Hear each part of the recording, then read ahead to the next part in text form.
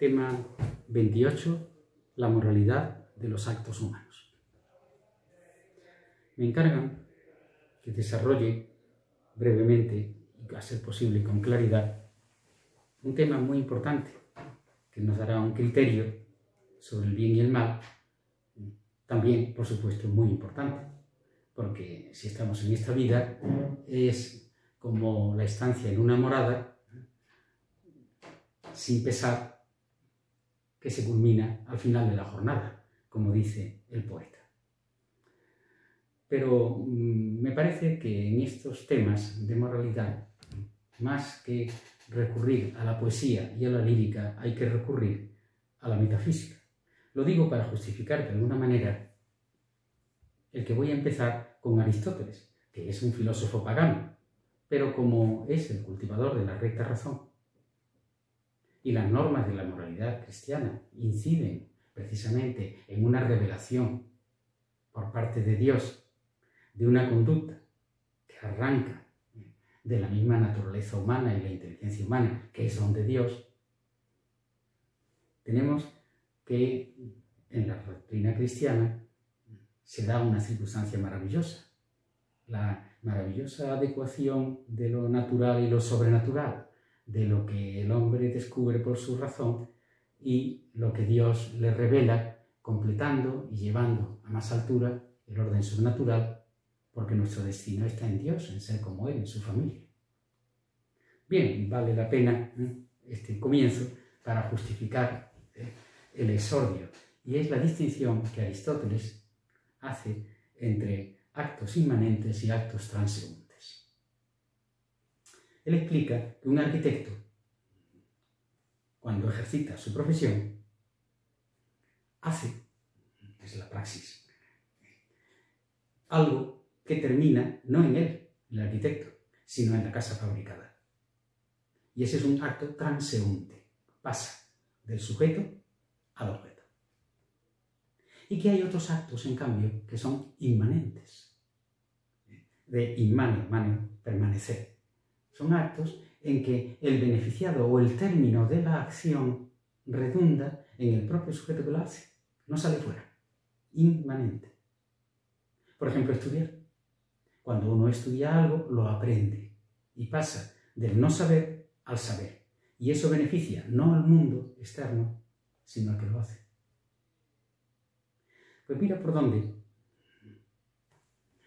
Leyendo el Evangelio de San Marcos, en el capítulo 10, versículo 17, nos encontramos con una escena, a mí me ha recordado lo del filósofo Aristóteles.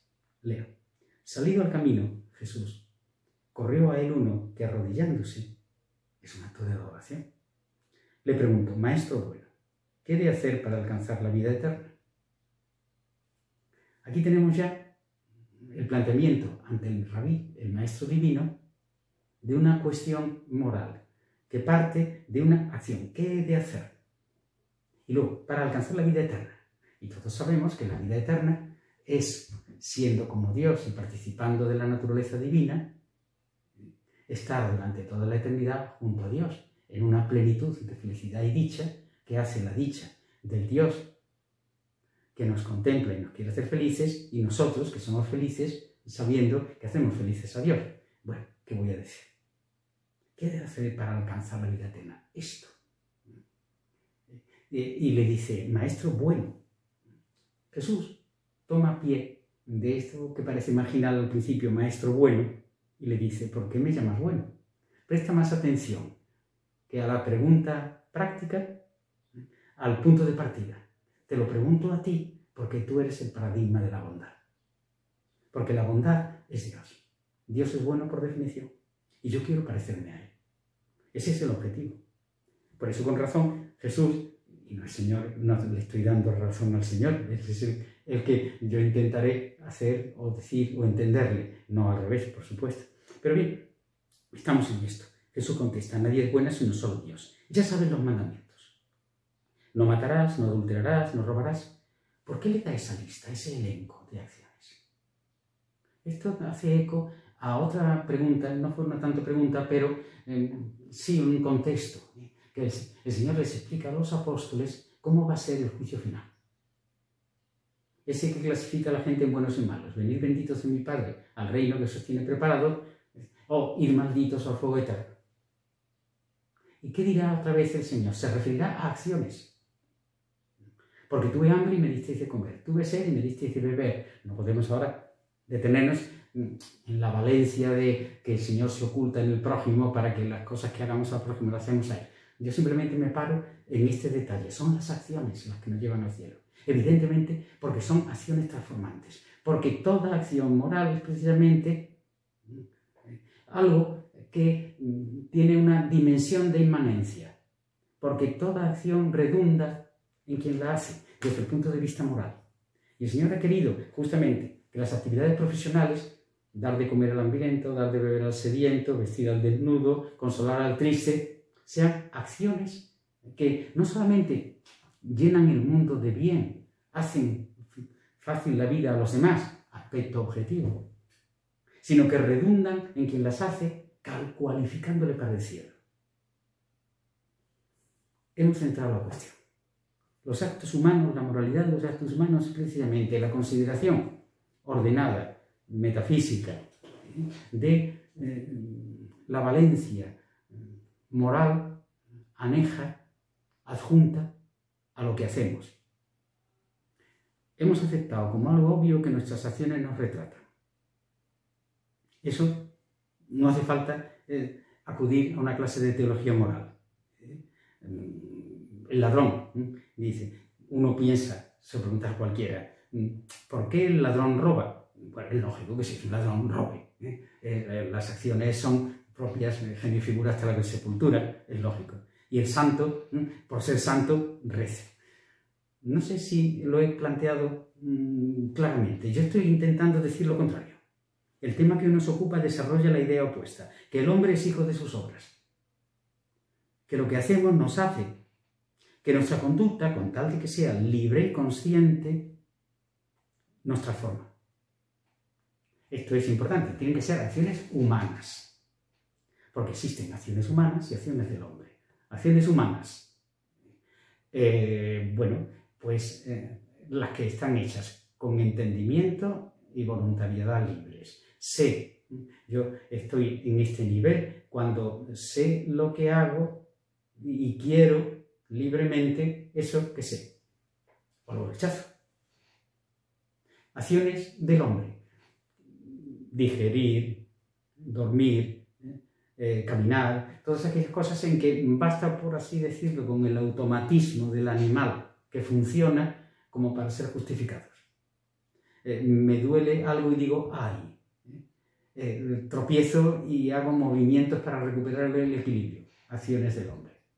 Acciones humanas, las que proceden de voluntad que entiende. Bueno, la voluntad no entiende. O sea, querer algo que que las mismas cosas, nuestra inteligencia nos informa de ellas. El tema que nos ocupa resulta que es esto. Cuando se trata de acciones humanas, esos actos humanos, ¿de dónde surge la moralidad? ¿Cuáles son las condiciones que han de darse para que nos transformen? Fijaros que incluso esta conexión, modo de ser, modo de actuar, que tanto vale de arriba abajo como de abajo arriba, ha sido malentendida por exageración por una corriente que se llama, filosófica, el existencialismo. Los existencialistas dirán precisamente que el hombre es hijo de sus obras hasta el punto de que el hombre es capaz de cambiar de naturaleza por sus obras. Como si dijéramos, un gato es capaz, a base de hacer sus actos gatunos, llegar a ser hombre. Cambiando de gato, de tener naturaleza animal a naturaleza de animal racional. Bueno, exageraciones que ahora mismo no se trata de desentender ni nada. Me basta con el sentido común de la filosofía perenne para decir, no te pases. Pero sí es cierto, que claro, lo que yo hago me hace que mi conducta, con tal de ser libre y consciente, me transforma. Yo no llego a sostener, como le sucedió a Pinocho, ¿os acordáis? Después de que sale del taller de Geppetto, con su conciencia que es Pepito Grillo hablándole por el oído, bueno, pues entonces se mete en un montón de aventuras y llega un momento en que se pone a rebuznar y se te convierte en borrico. Un momento, en la fuerza que tienen de cambiarnos los actos humanos que salen de nosotros no llega a tanto. Pero por supuesto, sí es capaz de condicionar nuestro fin. Tenemos el destino, Dios nos hace para ser felices durante toda la eternidad en el cielo. Pues mirad, vuelvo otra vez a San Marcos. Maestro, ¿qué he de hacer para alcanzar la vida eterna? Y el Señor dice, pues mira, cumple los mandamientos. Ya tenemos, por tanto, el marco en que nos vamos a mover durante un ratito, en estos minutos que tenemos destinados a profundizar en la moralidad de los actos humanos. Nos jugamos el destino eterno. Y entonces, hoy estudiamos las condiciones en que los actos humanos tienen capacidad transformante. Es decir, condicionarnos, colocarnos en buenas disposiciones para que lleguemos a cumplir las condiciones que nos permiten entrar en el cielo y ser felices durante toda la eternidad. Pues bien, la doctrina moral a este respecto señala dos elementos esenciales. Hay que tener en cuenta el objeto de esos actos humanos y la intención. El objeto sería la valencia objetiva, la finalidad definitoria del acto. No es lo mismo matar que conservar la vida. No es lo mismo estudiar que hacer el vago. No es lo mismo amar a un gato que amar a mi madre. Hay actos, tan es así, que en esa distinción objetiva de lo que se hace, nos podemos meter hasta en el extremo de poder decir con toda seriedad que hay actos que por sí solos excluyen la vida eterna. Son intrínsecamente malos.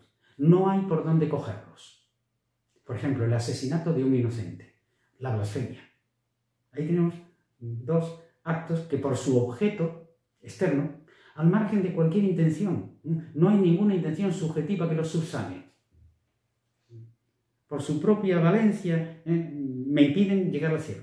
Salvo recurrir al cambiar esencialmente con un acto de arrepentimiento y apelando a la misericordia del Señor que perdona todo, decir, Señor, donde dije digo, Diego, perdóname, no quiero hacerlo más, y tú eres infinitamente poderoso en tu valencia de perdón. Pero si no es por ese perdón de Dios y esa voluntad personal de arrepentimiento, no tendría remedio. Con esto, subrayando esta dimensión de irremisibilidad de su eficacia, creo que quede bien claro lo que es el objeto moral. El objeto moral es esta capacidad que tenemos de diagnosticar lo que estamos haciendo y echando las manos a la cabeza diciendo, pero qué barbaridad estás haciendo, hijo mío, o qué cosa más estupenda, o esto es heroico, o esto es, no hace falta ser heroico, pero lo hace poca gente. O mira, vas bien y continúa por la misma cosa. Esto es pequeño, pero llegará a cosas grandes. ¿Veis? Estamos distribuyendo el abanico de los actos humanos por relación a su objeto. Objeto, algo externo. ¿De qué se trata? Podemos decir. El qué del asunto. Sería la pregunta del millón. Y por otro lado, un acto humano tiene que ser algo que se valore por la dimensión subjetiva. A esto se le llama la intención, la finalidad. Teniendo en cuenta de que hay intenciones flexibles, ambiguas, que plantean problemas que habrá que resolver. Porque de la misma manera que a la hora del objeto, de la dimensión objetiva, la vida es muy compleja, y entonces hay cosas absolutamente impresentables y otras tolerables, etc. De la misma manera también hay intenciones fuertes e intenciones débiles, intenciones complejas o intenciones condicionadas. Por ejemplo, lo sabe todo el mundo, no es lo mismo querer que tolerar. ¿Cuántas veces nosotros decimos sí a algo que se nos rasca un poquito y dice que pocas ganas tengo de decir que sí? Pero lo digo en vista de las circunstancias. Ahí tenemos, por tanto, como veis, una intención más débil que una intención que si consistiera, por ejemplo, decir esto nunca, y ya me puedes matar, que seguiré diciendo lo mismo. ¿Veis? Una intención fuerte. Teniendo en cuenta esta flexibilidad, tanto en el objeto, lo externo, la conducta, cuanto en la intención, sí hay que subrayar que la doctrina moral cristiana clasifica o determina o nos da el criterio de tener en cuenta estas dos dimensiones como esenciales, ellas y solo ellas. Y no es ganas de hacer filosofías baratas, es sencillamente respetar lo que os acabo de citar, entre otros, que podría ser en muchos casos, muchas citas en la misma línea del Evangelio. El Señor, cuando nos preguntan, para ir al cielo, es decir, para estar en condiciones, para que mi alma esté brillante y maravillosa con el ámbito de la filiación divina, ¿qué tengo que hacer? Y dice, pues haz esto no, hazlo y esto no lo hagas. Que lo haces, va bien. Que no lo haces, oye, que estás comprometiendo tu destino eterno. Que no estás siendo como a mí me gusta que verte. Es bonito el que Jesús, poniendo los ojos en el joven rico, le amó. Cuando el joven con toda sencillez le dice, yo los mandamientos los cumplo desde que era pequeñito. El Señor le dice, no le dice qué bien has hecho, sino que le dice, qué guapo eres, tu alma es brillante. Le amo.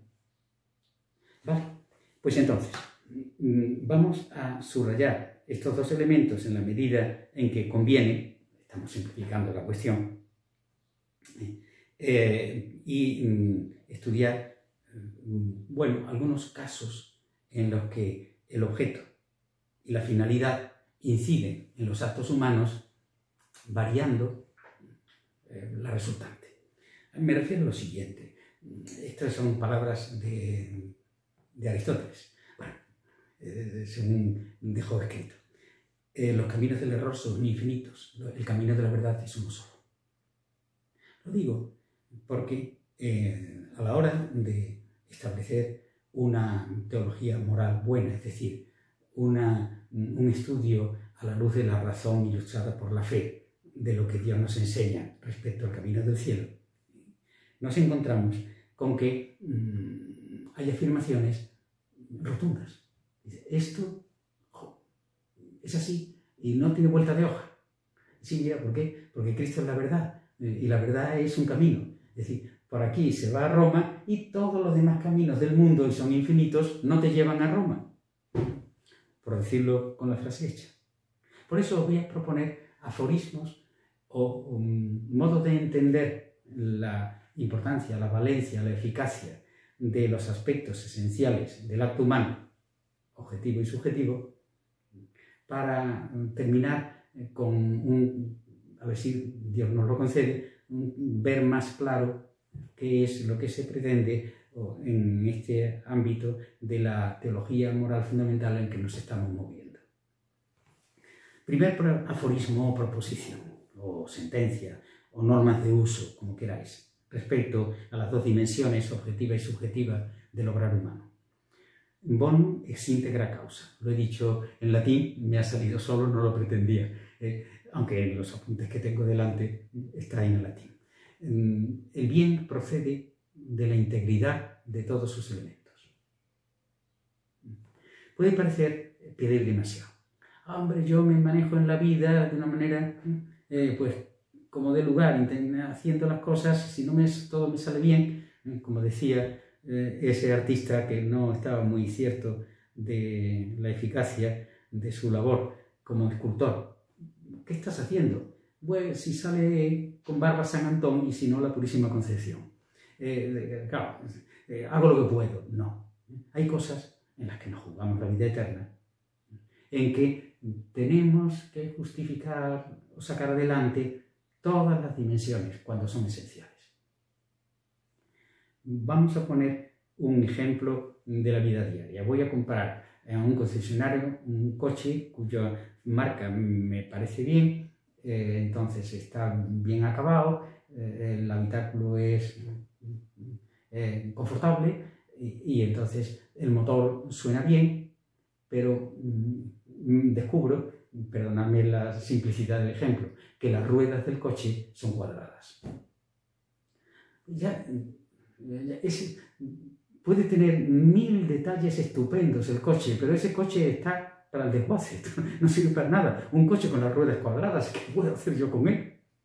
Oiga usted, todo lo demás del coche es estupendo. Sí, pero las ruedas son esenciales en un coche. Bonum es íntegra causa.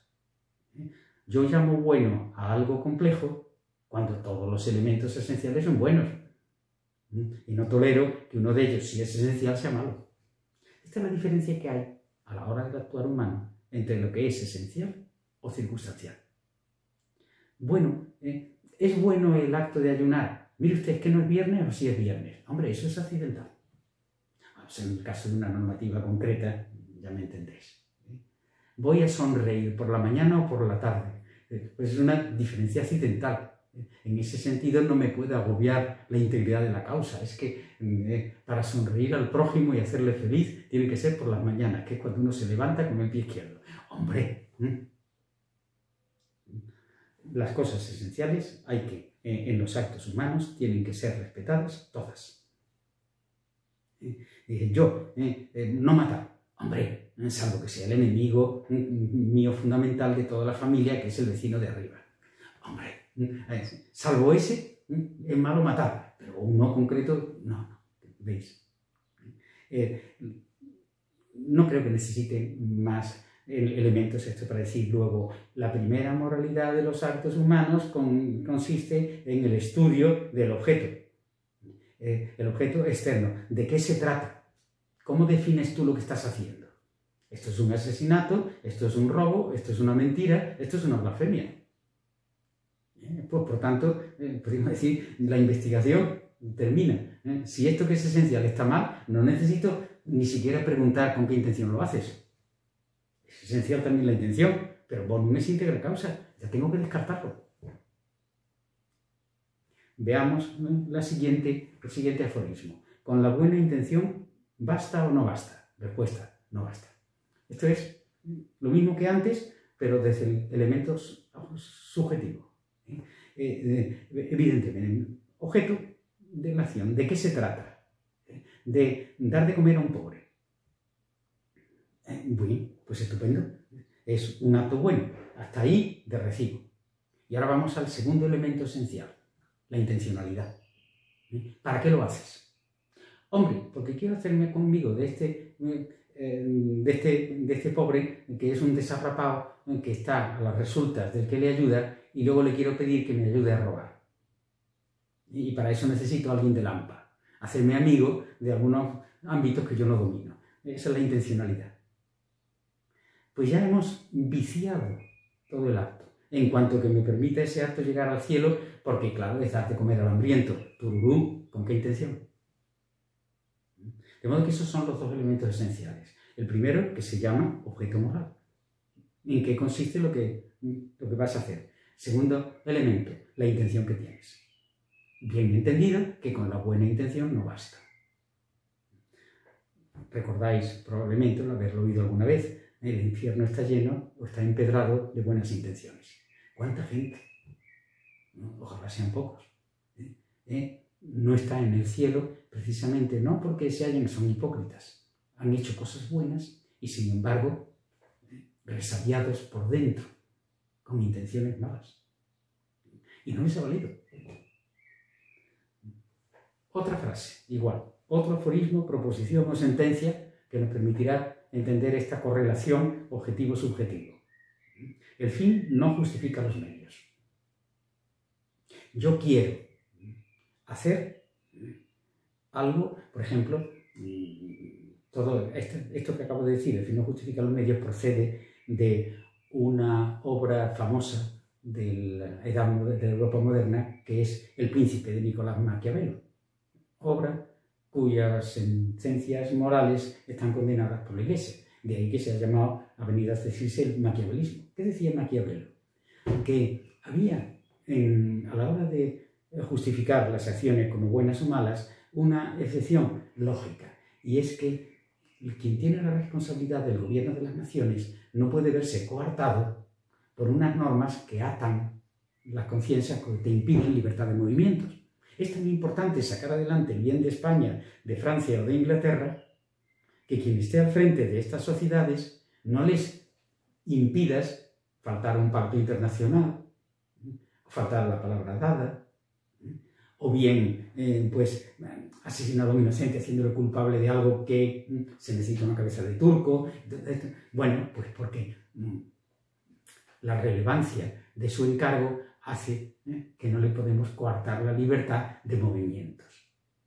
Esto es lo que decía, resumiéndolo, lo que decía Nicolás Maquiavelo.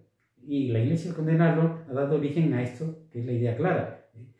No existen excepciones respecto a la dignidad de las personas, no existen dos barras de medir. No se trata de que el fin, el noble, por ejemplo, el bien común de todos millones de personas. Pues imaginaos, por ejemplo, que yo declarara lícito el aborto en España porque somos demasiados españoles y no tenemos para comer todos. Por tanto, otro nuevo Herodes, vamos a matar a los que sobran. ¿Qué? Eso es maquiavelismo. El fin que tienes, dar de comer a todos los españoles, no justificaría matar a los que sobran. Bueno, estoy exagerando las cosas para que al acentuar los perfiles uno quede claro de qué se trata, porque normalmente el maquiavelismo de andar por casa es de otro color. Vamos a ver si hacemos imposible la vida al vecino de enfrente para que se vaya y deje de darnos la lata. Hombre, ese hacer la vida imposible, que es lo que te ha terminado a jugarretas, tal y cual. Ojo, eso es maquiavelismo. Ni el príncipe hace buenas todas sus decisiones, como el rey Midas, que todo lo que toca lo convierte en oro, ni nosotros, precisamente por ser nosotros, todo lo que toquemos queda, no se sabe cómo, como conestado, bueno. También habría que decir otra sentencia clarificadora. Una mala intención oscurece por sí sola toda nuestra conducta, la hace reprobable, no me llevará a Dios. Ya puedo decir, estoy haciendo esto con gran sacrificio de mi parte o así, pero pretendo algo que Dios, que nos conoce interiormente, no acepta, no le gusta. No lo hagas. Aunque todas las autoridades humanas, bien o mal informadas, te lo aprueben. No es así. Y cuando se trata, y esto para acabar, de la última de las dimensiones que querría analizar hoy, de una realidad humana, estamos analizando la conducta que cambia el mundo y la intención con que lo hago. La conducta que cambia el mundo dice, sí, yo quiero cambiar esta realidad, quiero mejorarla, pero es una realidad compleja. Y por tanto, hay aspectos buenos y aspectos malos.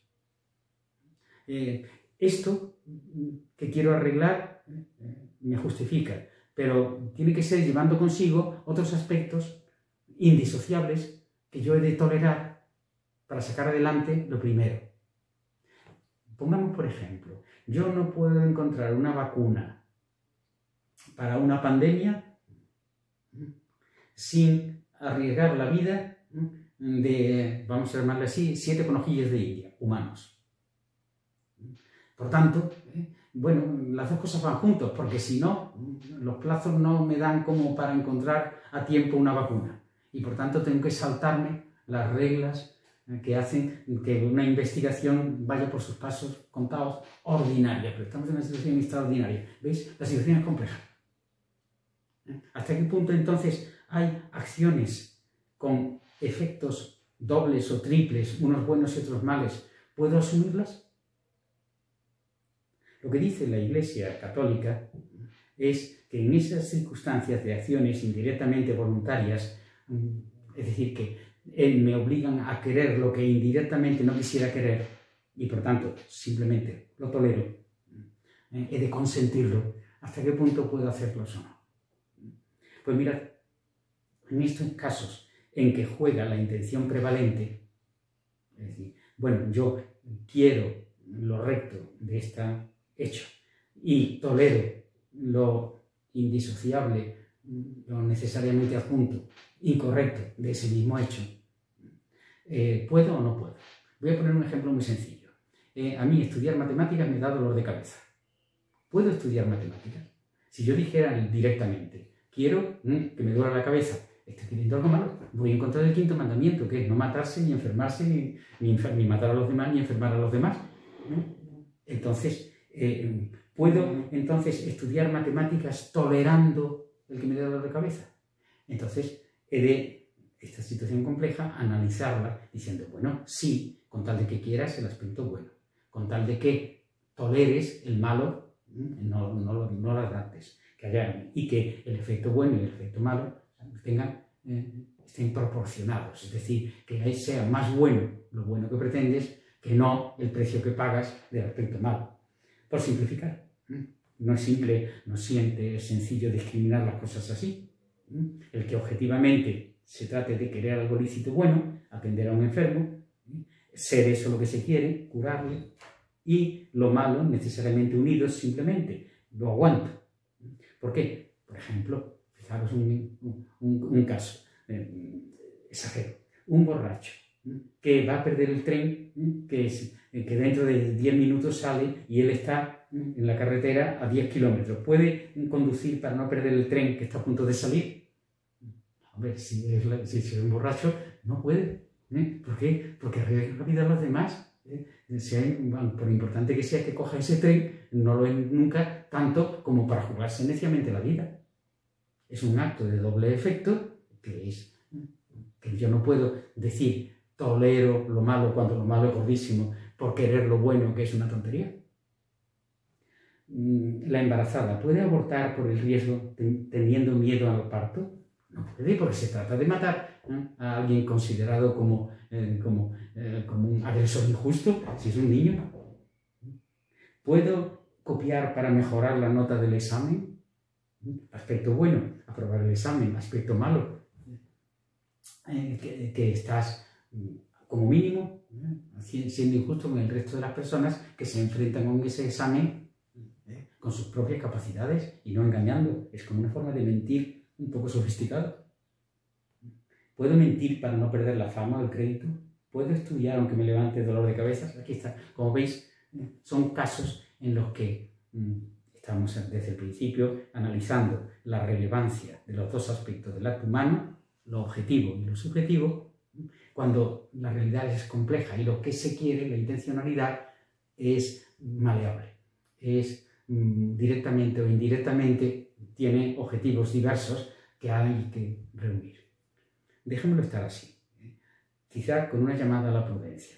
Cuando se trate de analizar, ya que la vida es compleja, si podemos hacer algo o no, recurriendo a estas normas de la voluntad directa o indirecta, si se trata de cosas para nosotros mismos, conviene que nos las digan a alguien, porque nunca uno es buen juez en causa propia, tiene asegurada la rectitud de intención. Que Dios nos las dé a todos.